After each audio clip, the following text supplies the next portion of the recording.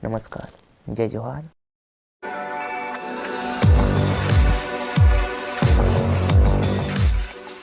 नमस्कार, जय जोहार। आप सभी को मेरा गांव यूट्यूब चैनल में स्वागत है। मैं मूलतः बस्तर का मूल निवासी हूं और बस्तर के बारे में ही विचार रखने की कोशिश करूंगा। आप सभी जानते ही होंगे कि बस्तर बहुत ही खूबसूरत, धन धान्य से परिपूर्ण और प्राकृतिक सौंदर्य से भरा पूरा है, किंतु और भी चीज़ें हैं जो बस्तर की संस्कृति, कला, रहन सहन, खान पान देसी नहीं है, अपितु विश्व में भी बस्तर की सांस्कृतिक गतिविधियों के बारे में प्रशंसा करते हैं। परंतु कुछ ऐसी समस्याएं और चीज़ें भी हैं जो केवल जुबानी पर जुबानबंदी होके रह जाते हैं। जैसे कि कई राजनीतिक पार्टियों से भी दावा किया जाता है कि बस्तर, सुंदर बस्तर, साक्षर बस्तर, आगे बढ़ता बस्तर और विकसित बस्तर आदि आदि कई नामों से पुकारते हैं।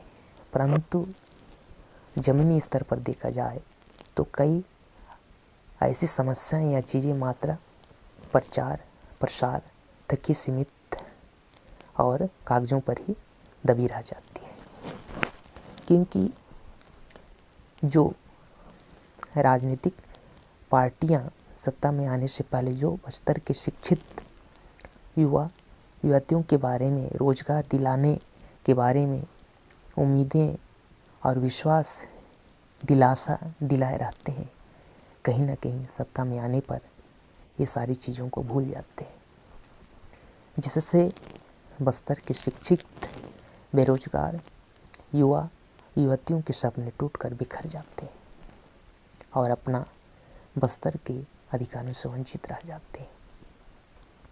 क्योंकि बस्तर के शिक्षा स्तर के बारे में बात किया जाए तो मात्र जिला मुख्यालय से 20 से 25 किलोमीटर तक ही शिक्षा का स्तर पहुंच पा रहा है। बाकी अंदरूनी इलाकों में शिक्षा का स्तर नगण्य, शून्य है।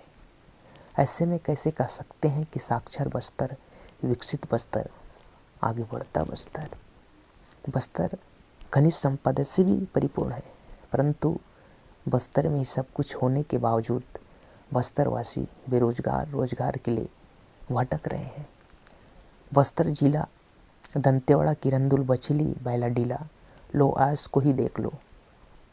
बस्तर में होते हुए उसका औद्योगिक मुख्य जो संस्था हैदराबाद में है और उसमें काम करने वाले एम्प्लॉई, कर्मचारी हैदराबाद अन्य राज्य से ही हैं। आखिर बस्तर की सारा खनिज संपदा, आखिर बस्तर वासियों को इतना बेदखल क्यों किया जा रहा है? बस्तर की खनिज संपदा, बस्तर का सारा चीज़, फिर भी बस्तर वासियों को अपने मूलभूत सुविधाओं से क्यों वंचित किया जा रहा है? ये सोचने वाली बातें हैं।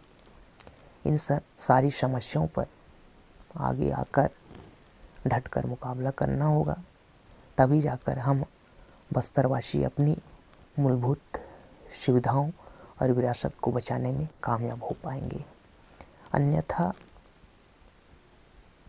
आज जहाँ हैं कल के दिन में वहाँ भी नहीं रह पाएंगे।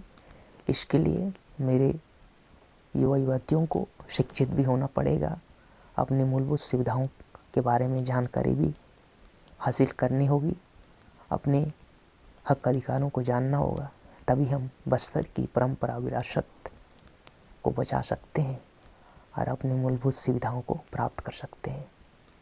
आप सभी को जय जोहार। अगर मेरी विचारों से आप सभी सहमत हैं तो निश्चित ही मेरा गांव यूट्यूब चैनल को लाइक, सब्सक्राइब, कमेंट्स, शेयर ज़रूर करें। अगर मेरे विचारों से असहमत हैं तो निश्चित ही कमेंट्स बॉक्स में कमेंट्स करें, ताकि मैं विचारों को और अच्छे ढंग से रखने की कोशिश करूँगा। आप सभी को जय जोहार, जय बस्तर।